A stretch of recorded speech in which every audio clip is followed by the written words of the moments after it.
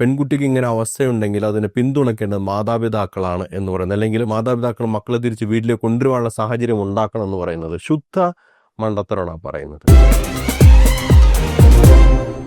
Hello and hi everyone, നമസ്കാരം and welcome to reaction by Arun Chullikkal. കഴിഞ്ഞ ദിവസം നമ്മൾ ഷാർജയിൽ നിന്നുള്ളൊരു വാർത്ത, അതുല്യ എന്ന് പറയുന്ന പെൺകുട്ടി ആത്മഹത്യ ചെയ്തു. ഗാർഹിക പീഡനമാണ് വിഷയം. നമ്മൾക്കിപ്പോൾ ഇതൊരു വളരെ നോർമലൈസ്ഡ് ആയ വാർത്തയായി കഴിഞ്ഞു. ആഴ്ചയിലൊരിക്കലോ മാസത്തിലൊരിക്കലോ 2 ആഴ്ച കൂടുമ്പോഴൊക്കെ സമാനമായ വാർത്തകൾ വായിച്ച് നമ്മളൊരു നോർമലൈസ്ഡ് ആയ സിറ്റുവേഷൻ എത്തിക്കഴിഞ്ഞു. കുറച്ച് നാൾക്ക് മുൻപാണ് വിഭജിക എന്ന ഒരു സഹോദരി മരിച്ചത്. ഇപ്പോൾ അതുല്യ, ഇനി നമുക്ക് അതുല്യ പ്ലസ് എന്ന് പറയാം. അടുത്ത് തന്നെ വേറൊരു വാർത്ത കേൾക്കാൻ നമ്മൾ തയ്യാറാകേണ്ട ദുരവസ്ഥയിലെത്തിയിരിക്കുന്ന സാഹചര്യമാണ്. എനിക്ക് വിഷയത്തിൽ ചില കാര്യങ്ങൾ സംസാരിക്കും. ഒരു പക്ഷേ ഞാൻ കൺവെൻഷണൽ ആയ ഒരു കാര്യമായിരിക്കില്ല പറയുന്നത്. കേൾക്കുമ്പോൾ ചില പാരൻസിന് ഇഷ്ടപ്പെട്ടെന്ന് വരില്ല. പ്രധാനമായിട്ട് നമ്മൾ കാണുന്ന ഒരു സൊല്യൂഷൻ ആണല്ലോ, പെൺകുട്ടിക്ക് ഇങ്ങനെ അവസ്ഥയുണ്ടെങ്കിൽ അതിനെ പിന്തുണയ്ക്കേണ്ടത് മാതാപിതാക്കളാണ് എന്ന് പറയുന്നത്, അല്ലെങ്കിൽ മാതാപിതാക്കൾ മക്കളെ തിരിച്ച് വീട്ടിലേക്ക് കൊണ്ടുവരാനുള്ള സാഹചര്യം ഉണ്ടാക്കണം എന്ന് പറയുന്നത് ശുദ്ധ മണ്ടത്തരമാണ് പറയുന്നത്. അതിനെക്കുറിച്ചൊക്കെ സംസാരിക്കാം. അതിനുമുമ്പ് ഈ ഭർത്താവ് എന്ന് പറയുന്നവനുണ്ടല്ലോ, സതീശൻ.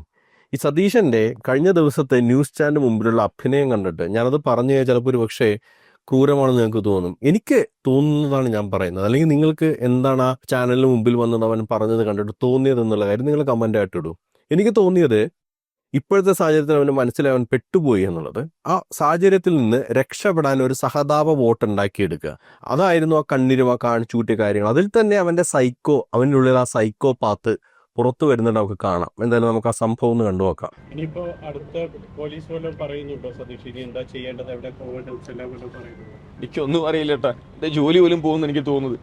ഞാൻ അച്ഛന്മാരെ ഞാൻ എൻ്റെ ഗ്രൂപ്പിൽ ഞാൻ എല്ലാ ഗ്രൂപ്പിലും ഉണ്ട്. 10ാം ക്ലാസ്, +2, ഞാൻ ഡിഗ്രി, ജോലിക്ക് വന്ന് എല്ലാ ഗ്രൂപ്പിലും ഇങ്ങനെ വന്നപ്പോൾ സതീഷ് നിനക്കിത് പറ്റിയോടാ, എന്താ പറ്റിയെന്ന് ചോദിച്ചപ്പോൾ ഞാൻ എല്ലാം വീഡിയോസും എൻ്റെ ഫോട്ടോസും എല്ലാം ഞാൻ അയച്ചു കൊടുത്തിട്ടുണ്ട്, ഇതാണ് സംഭവിച്ചെന്നുള്ളത്. പിന്നെ അവർ പറഞ്ഞു, അവളാണ് ഏറ്റവും കൂടുതൽ ആ കുഞ്ഞാണ് എന്നെ ഉപദ്രവിക്കുന്നത്.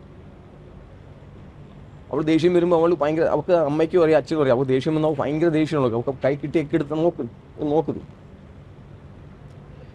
ഉണ്ടോ. ഇതൊന്നും അല്ല, ഇനിയുണ്ട്. ഇതൊന്നും ഞാൻ സ്വയം ചെയ്യുന്നതല്ലോ. അടിച്ചതിന്റെ പാടല്ല, പക്ഷെ എന്തിന്റെ പാടാണത്?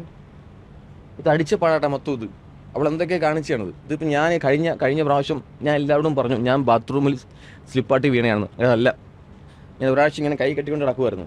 ഞാൻ ബാത്റൂം വീണല്ലേ, ഇവളോട്ട് പ്രശ്നം വന്നപ്പോൾ ഇവളെന്നെ തെള്ളി ഞാൻ താഴെ പേടിച്ചാണ്. താഴെ പേടിച്ചിട്ട് ഞാൻ ഒരാഴ്ച ഞാൻ സ്ലിങ് ഇട്ടുകൊണ്ടിരുന്നു. ആ സ്ലിങ്, ആ ബെൽറ്റ് ഊരി അവളെന്നെ അടിച്ചു.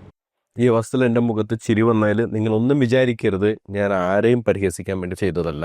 ആ പാട് കണ്ടപ്പോൾ എനിക്ക് തന്നെ തോന്നി എന്തോ കൊതുകടിച്ച പാടാണെന്നുള്ളത്. ഇനി ബാത്റൂമിൽ തട്ടിയ പാടാണെന്ന് തന്നെ ഇരിക്കട്ടെ, ആ തൊട്ട് മുന്നിൽ നിൽക്കുന്ന വ്യക്തി ചോദിക്കുന്നുണ്ട് ഇത് എന്ത് പാടാണ്, ഇത് കണ്ടിട്ട് അടിച്ച പാടായിട്ട് തോന്നുന്നില്ല. കണ്ടിട്ട് അടിച്ച പാടായിട്ട് തോന്നുന്നില്ല എന്ന് മാത്രമല്ല, ഈ കാണിക്കുന്നത് മുഴുവനും ആത്മാർത്ഥതയുള്ളതാണെന്ന് തോന്നുന്നില്ല. ആ കരച്ചിൽ, അവൻ്റെ തുടക്കം എങ്ങനെയായിരുന്നു, എൻ്റെ സുഹൃത്തുക്കള്, എൻ്റെ കൂട്ടുകാരൊക്കെ ചോദിച്ചു നിനക്ക് എങ്ങനെ സാധിക്കുന്നത് എന്നുള്ളത്.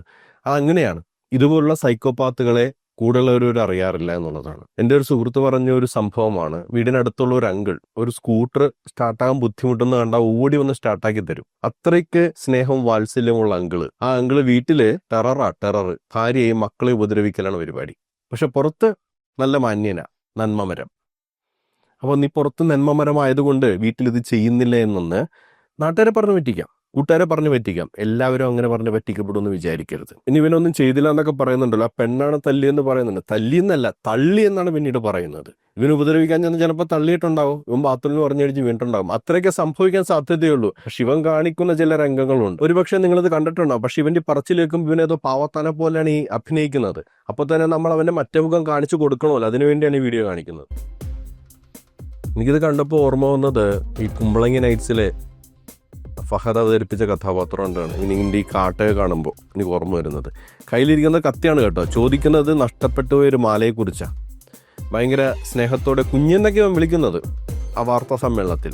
ആ കുഞ്ഞിൻ്റെ മുന്നിൽ കാണിക്കുന്നതാണ് കത്തി കൊണ്ടുപോയി കാണിച്ചിട്ട് മാല എവിടെ കളഞ്ഞു എന്ന് കണ്ടുപിടിക്കുക, കൈ പിടിച്ച് തിരിക്കുന്നത്, കസേരയ്ക്ക് അടിക്കാൻ ശ്രമിക്കുന്നത്. ആ പെൺകുട്ടി തന്നെ അതിൻ്റെ സഹോദരിക്ക് അയച്ചിടുന്ന ചിത്രങ്ങളിലുണ്ട് അതിനെ തല്ലിയതിൻ്റെ പാടുകൾ, അടിച്ചതിൻ്റെ പാടുകൾ. അതേപോലെ രാത്രി കോള് വിളിക്കുന്ന സമയത്ത് അമ്മയെ 15 ശബ്ദത്തിൽ കോൾ വിളിക്കുകയാണ്. അപ്പോൾ ഇവൻ ഉപദ്രവിച്ച കാര്യങ്ങളൊക്കെ ഈ പെണ്ണ് പറയുന്നുണ്ട്. ഇത്തരത്തിൽ സൈക്കോപത നോക്ക് കൈപിടിച്ച് തിരിക്കുന്ന രംഗമാണ് കാണുന്നത്. അവൻ കൈപിടിച്ച് വേദനിപ്പിക്കുന്ന രംഗമാണ് കാണുന്നത്. ഇതേമാതിരിയാണ് ഇവൻ ഈ ഭാര്യയോട് ഇടപെടുന്നത്. ഇങ്ങനെയുള്ളവനെയാണ് ഇവന്റെ സുഹൃത്തുക്കളും 10ാം ക്ലാസ് പോലുള്ള സഹപാഠികളുടെ ഗ്രൂപ്പുകളൊക്കെ ആൾക്കാർ ചോദിച്ചത്, സതീശ നീ ഇതെങ്ങനെയാണോ ചെയ്തതെന്ന്.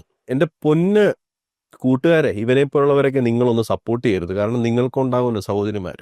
ഇതുപോലുള്ള സൈക്കോളജിയിലായിരിക്കും അവർ എത്തിപ്പെടാൻ ആഗ്രഹിച്ച് പറയുന്നതല്ല. അവന് ഇതേമാരെ നാട്ടുകാർ നല്ലത് പറയുന്നവരുണ്ടാവും.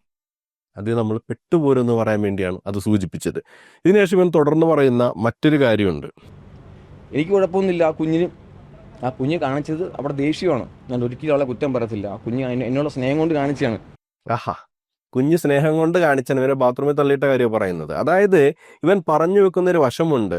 സ്നേഹമുള്ളത് കൊണ്ടാണ് അവൾ എന്നെ ഉപദ്രവിച്ചത്, അതെനിക്കൊരു പ്രശ്നമല്ല, അതുകൊണ്ട് തിരിച്ചുപോലും ചെയ്യാം. അതാണല്ലോ നമ്മളെ കലിപ്പൻ കാന്താരി സ്റ്റൈല്. ജെൻസിയിലെ ചില കലിപ്പൻ കാന്താരികളുണ്ട്. കെയർ ഉണ്ടായാൽ മതി. തല്ലാം, അടിക്കാം, പബ്ലിക്കിൽ അബ്യൂസ് ചെയ്യാം. കുറെ നാൾക്ക് മുമ്പ് ഒരു പെൺകുട്ടിയുടെ കാര്യം പറഞ്ഞില്ല. ആ പെൺകുട്ടിയെ പബ്ലിക്കായിട്ട് മൊബൈലിന്റെ കേബിൾ വെച്ച് കുരുക്കാൻ ശ്രമിച്ചത് കെയറിന്റെ ഭാഗമാണ്. വെറും കെയറിങ്, ചേട്ടായിയുടെ കെയറിങ് കൊണ്ട് എന്നെ തല്ലാം കൊല്ലാം എന്ന് വിശ്വസിക്കുന്ന കുറെ പെൺകുട്ടികളും ഉണ്ട്. അങ്ങനെ വിശ്വസിക്കുന്നവർക്കും സൈക്കോളജിക്കലി ഡിസോർഡർ ഉണ്ട്. അങ്ങനെ ചെയ്യുന്നവരും സൈക്കോളജിക്കലി ഡിസോർഡർ ആയ ആൾക്കാരാണ്. അല്ലാതെ അത് കെയറിന്റെ ഭാഗമല്ല. അങ്ങനെ വരുത്തി തീർക്കാനായിട്ടാണ് ഇവർ ശ്രമിക്കുന്നത്. ഇപ്പൊ ഇവൻ പെട്ടു എന്ന് മനസ്സിലായി. ഇപ്പൊ സൂയിസൈഡ് ചെയ്തത് ഇവന്റെ പ്രശ്നം കൊണ്ടല്ല എന്ന് വരുത്തി തീർക്കാനാണ് ഇവന്റെ ഈ അവസാനത്തെ ഡയലോഗ്. അതിനുശേഷം ഞാൻ ഇനി വെക്കുന്നില്ല, കാരണം എനിക്ക് ഈ പട്ടി ഷോ കാണാനായിട്ട് താല്പര്യമില്ലാത്തതുകൊണ്ടാണ്. ആ കുഞ്ഞിന് എന്ത് പറ്റി എനിക്കറിയണം. അവൾ ഒരിക്കലും സൂയിസൈഡ് ചെയ്യത്തില്ല. അത് 100 അല്ല 200% ഞാൻ പറയുന്നു. എൻ്റെ കുഞ്ഞ് ഒന്നുകിൽ എന്നെ പേടിപ്പിക്കാൻ കാണിച്ച അബദ്ധം, ഇല്ലെങ്കിൽ അവൾക്ക് എന്തോ പറ്റി. എനിക്കിതറിയണം. എന്നിട്ടേ ഞാൻ ഇവിടുന്ന് പോകത്തുള്ളൂ. എന്നിട്ടേ ഞാൻ ചാവത്തുള്ളൂ. നീ അത് അറിഞ്ഞിട്ടേ പോകാൻ പാടുള്ളൂ. അറിഞ്ഞ് അതിന് ശിക്ഷ നേടിയിട്ടേ നീ ഇവിടുന്ന് പോകാൻ പാടുള്ളൂ. അല്ലാതെ നീ ഇവിടുന്ന് പോകാനേ പാടില്ല. അവളൊരു അബദ്ധം കാണിച്ചാൽ അത്ര ഇവളൊന്നും പേടിപ്പെടുത്താനായിട്ട് ഒരു അബദ്ധം കാണിച്ചതാ. ഇതേമാതിരി ആയിരിക്കും അവൻ പാമ്പർ ചെയ്യുന്നത് കേട്ടോ ഈ പെൺകുട്ടിയെ. ഇതിനു മുന്നേ പലതവണ ഉപദ്രവിച്ചപ്പോഴും ആ പെൺകുട്ടിയെ കൺവിൻസ് ചെയ്തത് എൻ്റെ കെയർ കൊണ്ടല്ലേ മോളെ, എൻ്റെ സ്നേഹം കൊണ്ടല്ലേ മോളെ എന്ന് പറഞ്ഞിട്ടായിരിക്കും. അത് കേട്ട് വിശ്വസിക്കാൻ പറ്റിയ പാരൻസും ഉണ്ട്, ബന്ധുക്കളുണ്ട്, കൂട്ടുകാരും ഉണ്ട്. ഇത്രയും ദ്രോഹം ചെയ്തിട്ട് അവൻ്റെ ന്യായീകരണമാണ് നിങ്ങൾ കാണുന്നത്. അതുകൊണ്ട് ഞാൻ പറഞ്ഞു എനിക്ക് പട്ടി ഷോ കാണാൻ വയ്യ. ഞാൻ നേരത്തെ പറഞ്ഞ വിഷയത്തിലേക്ക് സംസാരിക്കാൻ ആഗ്രഹിക്കുകയാണ്. ഇതിപ്പോൾ ഏറ്റവും അടുത്ത വിഷയമാണ് അതുല്യയുടെ കാര്യം. അതിനു മുന്നേ മുന്നോട്ട് പോയ വിഭജികയുണ്ട്, ജിസ്മോളുണ്ട്. അങ്ങനെ പുറകോട്ട് പോകുന്തോറും നമുക്ക് ഒരുപാട് പേരെ കാണാൻ കഴിയും ഗാർഹിക പീഡനം മൂലം മരണപ്പെടുന്ന കുട്ടികളുടെ കാര്യം. അപ്പോഴൊക്കെ നമ്മൾ പൊതുവിൽ പറയുന്നൊരു കാര്യമാണ്, എന്തുകൊണ്ട് മാതാപിതാക്കൾക്ക് ഇവരെ സപ്പോർട്ട് ചെയ്തുകൂടാ, അവരെ തിരിച്ച് വീട്ടിലേക്ക് കൊണ്ടുവരാൻ പാടില്ലേ? ഞാനും ഇങ്ങനെ തന്നെ വിചാരിച്ചിരുന്നു കേട്ടോ. എനിക്ക് തോന്നുന്നു ജിസ്മോളുടെ വിഷയത്തിലാണ് ഞാൻ വിഷയത്തിൽ ഇങ്ങനെ സംസാരിച്ചത്. അന്ന് ഞാൻ ആ വിഷയത്തെക്കുറിച്ച് പറയുമ്പോൾ അതിനിടയിൽ വന്നൊരു കമൻറ്റ്, അത് വളരെ ഐ ഓപ്പണിംഗ് ആയിട്ട് എനിക്ക് തോന്നി.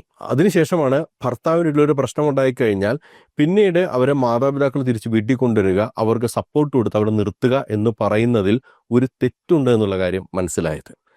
അവരിട്ട കമൻറ്റ് ഇങ്ങനെയായിരുന്നു: നിങ്ങൾക്കിത് പറയാം, പക്ഷേ ഞങ്ങൾ ഈ ഭർത്താവിൻ്റെ വീട്ടുകാരുടെയൊക്കെ ഉപദ്രവം സഹിക്കുക വയ്യാതെ വീട്ടിലെത്തിച്ചേരുമ്പോൾ ഞങ്ങളെ കാത്തിരിക്കുന്നത് ഞങ്ങളുടെ ആങ്ങളമാർ, ചേട്ടന്മാർ, അനിയന്മാരുണ്ട്. അവർ കല്യാണം കഴിച്ചിരിക്കുന്ന വീട്ടിൽ നിന്നുള്ള പെണ്ണുങ്ങൾ, അല്ലെങ്കിൽ ആങ്ങളമാർ തന്നെ, നാത്തൂൻ, ആങ്ങളമാർ, അല്ലെങ്കിൽ വീട്ടുകാർ, അവരൊക്കെ ഞങ്ങളെ കാണുന്ന രീതിയാണ്. ഒരു അഭയാർത്ഥിയെ പോലെയാണ് ഞങ്ങൾ അവിടെ ജീവിക്കേണ്ടി വരിക. അതിനെക്കുറിച്ച് ആലോചിക്കുമ്പോൾ ഞങ്ങൾ വിചാരിക്കും ഇവിടെ തന്നെ നിൽക്കുന്നതാണ് നല്ലതെന്ന്. അവിടെയാണ് എനിക്കും ആ തിരിച്ചറിവുണ്ടായത്. അങ്ങനെ ഒരു റെഫ്യൂജി ആയിട്ട്, ഒരു അഭയാർത്ഥിയായിട്ട് കൊണ്ടുവന്ന് നിർത്തേണ്ടതല്ല നമ്മളുടെ പെൺമക്കളെ. നേരെ മറിച്ച് അവർക്ക് അതിനേക്കാൾ കൂടുതലൊരു എനേബിൾമെൻ്റ് ആവശ്യമാണ്. തീർച്ചയായിട്ടും ഭർത്താവായിട്ട് പ്രശ്നമുണ്ട്, ഭർത്തൃ വീട്ടിൽ പ്രശ്നമുണ്ട്, മുന്നോട്ട് പോകാൻ കഴിയുന്നില്ല എങ്കിൽ മക്കളെ തിരിച്ചു കൊണ്ടുവരാൻ നമുക്ക് കഴിയണം. പക്ഷേ അതൊരു പെർമനന്റ് സൊല്യൂഷൻ അല്ല, അതൊരു കൂൾ ഓഫ് പീരീഡ് മാത്രമായിരിക്കണം. ഈ പ്രശ്നങ്ങളിൽ നിന്നൊക്കെ മാറി പുതിയൊരു തുടക്കം തുടങ്ങാനുള്ള ഒരു കൂൾ ഓഫ് പീരീഡ്. ആ തുടക്കം തുടങ്ങുന്നതിന് വേണ്ടി നമ്മളുടെ മക്കളെ നമ്മൾ എനേബിൾ ചെയ്തിട്ടുണ്ടോ? അതാണ് ചോദ്യം. നിങ്ങളൊരു സാധാരണക്കാരനായിട്ടുള്ള ഒരു പെൺകുട്ടിയുടെ അച്ഛനോടോ അമ്മയോടോ മാതാപിതാക്കളോടോ ചോദിച്ചു നോക്കൂ, എന്താണ് നിങ്ങളുടെ ഏറ്റവും വലിയ ആഗ്രഹം? എന്തായിരിക്കും മറുപടി? നിങ്ങളുടെ മനസ്സിൽ വരുന്ന മറുപടി ഒന്ന് കമൻ്റായിട്ട് ഇടാമോ? ഞാൻ ഉറപ്പിച്ച് പറയാം, ഭൂരിഭാഗം മാതാപിതാക്കളുടെ മറുപടി നല്ല നിലയിൽ എൻ്റെ മകളെ കെട്ടിച്ചു വിടണമെന്നതായിരിക്കും. അല്ലാതെ ചിന്തിക്കുന്ന പാരൻസ് ഉണ്ട് കേട്ടോ. മകളുടെ ആഗ്രഹം എന്താണ്, അതിനനുസരിച്ച് അവളെ പഠിപ്പിക്കണം. പക്ഷെ അത് കഴിഞ്ഞിട്ട് നല്ല നിലയിൽ അവളെ കെട്ടിച്ചു വിടണം. പലരും എത്തിച്ചെന്ന് നിൽക്കുന്ന പോയിന്റ് ഇതാണ്. പെൺകുട്ടികളുടെ മാതാപിതാക്കളുടെ ജീവിതാഭിലാഷം എന്ന് പറയുന്നത് നല്ല നിലയിൽ കെട്ടിച്ചു വിടലാണ്. അതിനുവേണ്ടി എന്ത് ചെയ്യുന്നു? മക്കളെ നമ്മൾ ഒരുക്കുകയാണ്. വിവാഹ മാർക്കറ്റിൽ നല്ല രീതിയിൽ വിൽക്കാൻ പറ്റിയ ഒരു പ്രോഡക്റ്റായിട്ട് ആര് വേണേലും കണ്ടാൽ പർച്ചേസ് ചെയ്യുന്ന, അല്ലെങ്കിൽ നല്ല ഡിമാൻഡിൽ പർച്ചേസ് ചെയ്യപ്പെടുന്ന ഒരു പ്രോഡക്റ്റായിട്ട് നമ്മളുടെ മക്കളെ മാറ്റുകയാണ്. എന്നാലേ നല്ല നിലയിൽ കെട്ടിക്കാൻ പറ്റുള്ളൂ. എന്നിട്ട് നല്ല നിലയിൽ കെട്ടിക്കും. എന്നിട്ട് അവരോട് ചോദിക്കും, എന്തായി കല്യാണം, എന്തായി? ഇത്തിരി കഷ്ടപ്പെട്ടിട്ടുണ്ടെങ്കിലും അവളൊരു നല്ല നിലയിൽ കെട്ടിച്ചു വിട്ടു. എന്താണ് ഈ കഷ്ടപ്പാട്? ജീവിതകാലം മുഴുവൻ സമ്പാദിച്ചതെടുത്ത് സ്ത്രീധനം, വിവാഹത്തിന് ചെലവ്, ഇനി സമ്പാദ്യമില്ലെങ്കിൽ ഉള്ള വീട്, സ്ഥലം, പ്രോപ്പർട്ടി ഒക്കെ പണയത്തിൽ വെക്കുക. അതും കൊണ്ട് പറ്റിയില്ലെങ്കിൽ വേറെ എവിടെ നിന്നൊക്കെ ലോൺ എടുക്കുക. അങ്ങനെ ബാധ്യത മേൽ ബാധ്യതയായിട്ട് മകളെ നല്ല നിലയിലേക്ക് കെട്ടിച്ചു വിടുന്നു. ഈ നല്ല നിലയിൽ ചെന്ന പെൺകുട്ടിക്ക് ഇതുപോലെ സൈക്കോപാത്തുള്ള ഒരു ഹസ്ബൻഡ് ഉണ്ട്, വീട്ടുകാർ ഉപദ്രവിക്കുന്നു എന്നുള്ള വാർത്ത കേട്ട് കഴിഞ്ഞാൽ എന്ത് സംഭവിക്കും നല്ല നിലയ്ക്ക്? അപ്പൊ നമ്മൾക്കൊരു ബുദ്ധിമുട്ടായി. കാരണം നാട്ടുകാരോട് മൊത്തം പറഞ്ഞു പോയില്ലേ, ബന്ധുക്കളോട് മൊത്തം പറഞ്ഞു പോയില്ലേ, നല്ല നിലയിലാണ് എൻ്റെ മകളെ കെട്ടിച്ചു വിട്ടതെന്ന്. അപ്പൊ അവിടെ ഒരു പ്രശ്നമുണ്ടെന്ന് പറഞ്ഞു കഴിഞ്ഞാൽ നാണക്കേടാവുമല്ലോ നമുക്ക്. ആൾക്കാർ പറയില്ലേ, നല്ല നിലയിൽ കെട്ടിച്ചു വിട്ടിട്ട് എന്താ ഇപ്പോ അവിടെ ഇപ്പൊ അങ്ങനെയുള്ള അവസ്ഥയെന്ന് പറയും. മാനക്കേട്, ദുരഭിമാനം. അപ്പോൾ നമ്മൾ പറയും, മോളെ കുറച്ച് നാളും കൂടെ അവിടെ പിടിച്ചു നിൽക്ക്. അങ്ങനെ പിടിച്ചു നിന്ന് ഈ പെൺകുട്ടി ജീവിതം അവസാനിപ്പിക്കുന്നു. അതല്ലെങ്കിൽ എന്താണ് ഓപ്ഷൻ? അവരെ തിരിച്ചു കൊണ്ടുവരണം. തിരിച്ചുകൂടെ കൊണ്ടുവരുമ്പോൾ എന്താ പറ്റുക? ഉള്ളതൊക്കെ എടുത്തു വെച്ചിട്ടാണ് കെട്ടിച്ചു വിട്ടിരിക്കുന്നത്. നേരത്തെ പറഞ്ഞതുപോലെ ആങ്ങളെ ചിലപ്പോൾ ഉണ്ടാവും, ആങ്ങളുടെ ഭാര്യ ഉണ്ടാകും, നാത്തും പോരൊക്കെ നമുക്ക് അറിയാൻ പാടാത്ത കാര്യമൊന്നും അല്ലല്ലോ. അവരിടയിൽ ഒരു റെഫ്യൂജിയെ പോലെ ജീവിക്കേണ്ടി വരുമ്പോൾ അവർ വീണ്ടും തളർത്തപ്പെടുകയാണ് ചെയ്യുന്നത്. സത്യത്തിൽ അവർ സപ്പോർട്ട് ചെയ്യപ്പെടുകയല്ല, കൂടുതൽ തളർത്തപ്പെടുകയാണ് ചെയ്യുന്നത്. അധികകാലം അവർക്ക് അവിടെ പിടിച്ചു നിൽക്കാൻ പറ്റില്ല. അപ്പൊ പിന്നെ എന്ത് ചെയ്യും? അവിടെ നമ്മൾക്ക് ഉത്തരമില്ല. അവിടെയാണ് എനേബിൾമെന്റ് എന്ന് പറയുന്നതിന്റെ അപര്യാപ്തത വരുന്നത്. നമ്മളുടെ മക്കളെ നമ്മൾ എനേബിൾ ചെയ്യേണ്ടത് കല്യാണം കഴിക്കാനല്ല. കെട്ടിച്ചു വിടുക എന്ന് പറയുന്നത്, കല്യാണം കഴിപ്പിക്കുക എന്ന് പറയുന്നത് ഒരു മാതാപിതാക്കളുടെയും ഉത്തരവാദിത്തമല്ല. ഇത് ഞാൻ പറയുമ്പോൾ നിങ്ങൾക്ക് തോന്നും ഇവരെന്ത് തേങ്ങാക്കൊലാണ് ഈ പറയുന്നതെന്ന്. നിങ്ങൾ ഇരുത്തി ആലോചിച്ച് നോക്കും, മനസ്സിലാകും. നമ്മളുടെ മക്കളെ വിവാഹം കഴിപ്പിക്കലല്ല, അത് മകനായാലും മകളായാലും ഏത് ജെൻഡറിലുള്ള ആളായാലും വിവാഹ മാർക്കറ്റിലേക്ക് ഒരിക്കലല്ല നമ്മളുടെ ഉത്തരവാദിത്തം. അവരെ ജീവിക്കാൻ വേണ്ടി എനേബിൾ ചെയ്യുക, വിദ്യാഭ്യാസം കൊടുക്കുക, സൈക്കോളജിക്കൽ അവരെ എനേബിൾ ചെയ്യുക, സോഷ്യൽ അവരെ എനേബിൾ ചെയ്യുക, അവരെ ജീവിക്കാൻ, തൊഴിലെടുത്ത് ജീവിക്കാൻ മുന്നോട്ട് പോകാൻ എനേബിൾ ചെയ്യലാണ്. അവിടെ എത്തിച്ചു കഴിഞ്ഞാൽ പിന്നെ നിങ്ങൾ ഉത്തരവാദിത്തം കഴിഞ്ഞു. പിന്നെ വിവാഹം എന്ന് പറയുന്നത് ഓപ്ഷനാണ്. ആരുടെ ഓപ്ഷൻ? മക്കളുടെ ഓപ്ഷനാണ്. അവർക്ക് വിവാഹം കഴിക്കാം, കഴിക്കാതിരുന്ന എന്താ നമ്മുടെ ചോദ്യം? നിങ്ങളുടെ പെമ്മക്കളോട് പറയുകയാണ് എനിക്ക് കല്യാണമൊന്നും വേണ്ട എന്ന് പറഞ്ഞ് നമ്മൾ അടുത്ത ചോദ്യം എന്താണ്? പിന്നെ നീ എന്ത് ചെയ്യാൻ പോകുന്നു? അതായത് വിവാഹം മാത്രമേ ഉള്ളൂ, അതിൻ്റെ അപ്പുറത്തേക്ക് വേറൊന്നും ചിന്തിക്കാനില്ല എന്ന രീതിയിൽ നമ്മൾ മക്കളെ വളർത്തി വെച്ചിരിക്കുന്നതുകൊണ്ടാണ് വിവാഹം കഴിഞ്ഞ് വീട്ടിൽ വന്നു കഴിഞ്ഞാൽ എന്ത് ചെയ്യാനാണ്? ഞാനവിടെ പെട്ടുപോയില്ലേ. പിന്നെ സെപ്പറേറ്റഡ് ആയി തിരിച്ചു വരുന്ന, ഡിവോഴ്സ്ഡ് ആയിട്ട് തിരിച്ചു വരുന്ന പെൺകുട്ടികൾക്ക് നമ്മുടെ നാട്ടിലുള്ള സ്വീകരണം ഭയങ്കര ഭീകരമാണല്ലോ. നമ്മളെ ആറ്റിറ്റ്യൂഡ് എങ്ങനെയാണ് അങ്ങനെയുള്ള പെൺകുട്ടികളോട്? പലരും വിചാരിക്കുന്നത് അപ്രോച്ചബിൾ ആയ പെണ്ണ്, മലയാളത്തിൽ പറഞ്ഞാൽ മുട്ടാൻ പറ്റിയ പെണ്ണ്. സെപ്പറേറ്റഡ് ആയി വരുന്ന ഒരു പെൺകുട്ടിക്ക് വീട് കൊടുക്കാൻ ബുദ്ധിമുട്ടുന്ന ആളുകളുണ്ട്, വാടക കൊടുക്കാനായിട്ട്. ഒരു ഡിവോഴ്സിയെ കാണുന്നത് കാരണം അവൾ ഭർത്താവിനെ ധിക്കരിച്ച് വന്നവളാണേ. ഭർത്താവിനെ ധിക്കരിച്ച് വന്നവൾ എന്ന പ്രയോഗം നമ്മുടെ ഭാഷയിലുണ്ട്, പക്ഷേ ഭാര്യയെ ധിക്കരിക്കുന്നവൻ എന്ന പ്രയോഗം നമ്മുടെ ഭാഷയിലില്ല. കാരണം ഈ കാര്യം, ഈ സിസ്റ്റം ഉണ്ടാക്കി വെച്ചിരിക്കുന്നത് പെൺകുട്ടികളെ അടിമകളാക്കുന്നതിന് വേണ്ടിയിട്ടാണ്. ഒന്നല്ലെങ്കിൽ ഭർത്താവിൻ്റെ കീഴിൽ, അല്ലെങ്കിൽ മാതാപിതാക്കളുടെ കീഴിൽ. അങ്ങനെ അടിമകളാക്കാൻ വേണ്ടി വെച്ച് വളർത്തിയതിൻ്റെ ഫലമാണ് അവർ എനേബിൾമെൻ്റ് ഇല്ലാതെ പോയത്. നേരെ മറിച്ച് കുറച്ച് നാൾക്കൊരു സപ്പോർട്ട് സിസ്റ്റമായിട്ട് നിൽക്കുക, ഒരു കൂൾ ഓഫ് പീരീഡ് കൊടുക്കുക, അതിനുശേഷം അവരവരുടെ ജീവിതത്തിലേക്ക് തുടരാനുള്ള സാഹചര്യം കല്യാണത്തിന് മുൻപേ ഉണ്ടാക്കി വെക്കണം എന്നുള്ളതാണ്. അതുകൊണ്ടാണ് വിവാഹം കഴിപ്പിക്കലല്ല നിങ്ങളുടെ ഉത്തരവാദിത്വം എന്ന് പറയുന്നത്. നിങ്ങൾ കയ്യിലുള്ള സ്വത്ത് മുഴുവൻ എടുത്തിട്ട് അവരെ കെട്ടിച്ചുവിടലല്ല നിങ്ങളുടെ ഉത്തരവാദിത്വം. അവര് ജോലിക്ക് പ്രാപ്തരാക്കുക, ജീവിക്കാൻ പ്രാപ്തരാക്കുക, അതിനുശേഷം അവർ ചൂസ് ചെയ്യട്ടെ ആരെ കല്യാണം കഴിക്കണമെന്നുള്ളത്. അല്ലാതെ 17-ാമത്തെ വയസ്സിലാണോ പെണ്ണിന്റെ കല്യാണം ഉറപ്പിച്ചു വെക്കുന്നത്? എന്ത് എനേബിൾമെന്റ് നടത്തിയിട്ടുണ്ട് നിങ്ങൾ ആ സമയത്ത് ആ പെൺകുട്ടിക്ക് വേണ്ടി? ഒരു കോപ്പം നടത്തിയിട്ടില്ല. എന്നിട്ട് 19 വയസ്സിൽ കെട്ടിച്ചു വിടുക, എന്നിട്ട് വീട്ടിൽ അഡ്ജസ്റ്റ് ചെയ്ത് ജീവിച്ചോളാൻ പറയുക. ആ പെണ്ണ് തിരിച്ചു വന്നാൽ പിന്നെ എന്ത് ചെയ്യും? ജീവിതകാലം മുഴുവൻ ഇവിടെയും അഭയാർത്ഥിയായിട്ട് താമസിക്കണ്ടേ? അപ്പൊ അതിലും ഭേദം അവിടെ കിടന്ന് നരയിക്കുകയാണെന്ന് അവർ വിചാരിക്കും. അങ്ങനെ വിചാരിക്കാനുള്ള സംഭവം ഉണ്ടാക്കലല്ല. മകളെ, നീ അവിടെ നിന്ന് വന്നു കഴിഞ്ഞാൽ നിനക്ക് സ്വന്തം കാലിൽ നിൽക്കാനുള്ള പ്രാപ്തി ഞാൻ ഉണ്ടാക്കി തന്നിട്ടുണ്ട്, കൂളായിട്ട് മുന്നോട്ട് പോകുമെന്ന് പറയാനുള്ള സാഹചര്യം ഉണ്ടാക്കണം. ഇത് ഞാനിപ്പോൾ പറയുമ്പോൾ നിങ്ങൾക്ക് മനസ്സിലാക്കാൻ കുറച്ച് ബുദ്ധിമുട്ടുണ്ടാകും. പക്ഷേ നമ്മൾ ജീവിതാഭിലാഷം എന്ന് പറയുന്നത് അവളെ വിവാഹ മാർക്കറ്റിന് വേണ്ടി ഒരുക്കുക എന്നുള്ളതല്ല എന്ന് ചിന്തിച്ചു തുടങ്ങിയാൽ ബാക്കി പറഞ്ഞ കാര്യങ്ങളൊക്കെ നിങ്ങൾക്ക് മനസ്സിലാകും. സത്യത്തിൽ അവരെല്ലാവരും പൂർണ്ണമായും എനേബിൾഡ് ആയിരുന്നില്ല എന്നുള്ളതാണ് വിഭജിയുടെ കാര്യമെടുത്താലും അതുല്യയുടെ കാര്യമെടുത്താലും നമ്മൾക്ക് മനസ്സിലാകേണ്ടത്. അതാണ് ഒരുമാതിരപ്പെട്ട കേസിലെ ഏറ്റവും വലിയ വില്ലൻ.